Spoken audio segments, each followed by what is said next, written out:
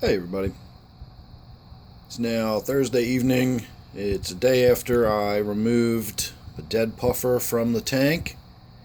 And if you'll notice in the right hand corner, you'll see all those little guppy fry in there.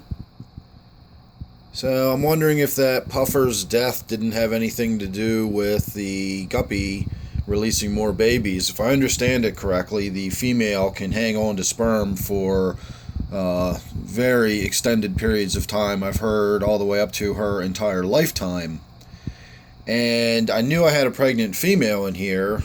That's her right there. She was swollen up huge. In fact, I even had a viewer the other day ask me if I had fish in here with bloat, or dropsy, because she was so swollen.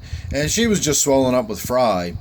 And what fish like that do, what guppies do in this particular situation, or live bears in general, again, if I understand this correctly, they can just kind of hang on to their fry until they're ready to release them, until the situation is better, until the environment is better. So I'm wondering if the death of that puffer didn't change the environment in the tank enough that she dropped a bunch of fry. I also did a water change the day before the puffer died, so maybe the fresh water going into the tank might have had something to do with it. I'm assuming they can't just swim around indefinitely with fry inside them.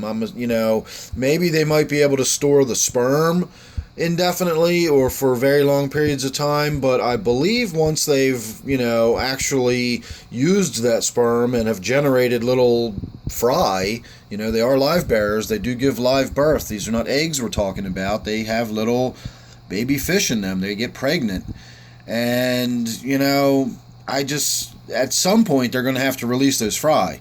So I think that might be also what happened, is she was just getting so big, those fry inside her were continuing to grow possibly, and she finally just dropped a bunch of them. The last time she dropped fry, it was only maybe 5 or 6 of them, and today we've got a lot of them in there.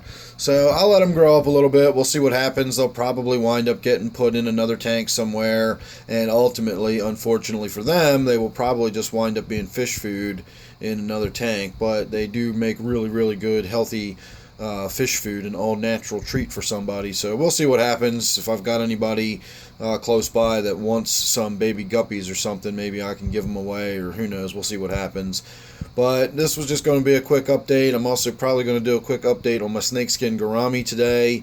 I'm still not feeling very well, so that's about all we're going to get from me today. So make sure you're subscribed. That way you won't miss anything I got coming up. I will be doing more updates on this tank as well as my, gourami downstairs and everything else. So don't forget, this one is my pea puffer tank.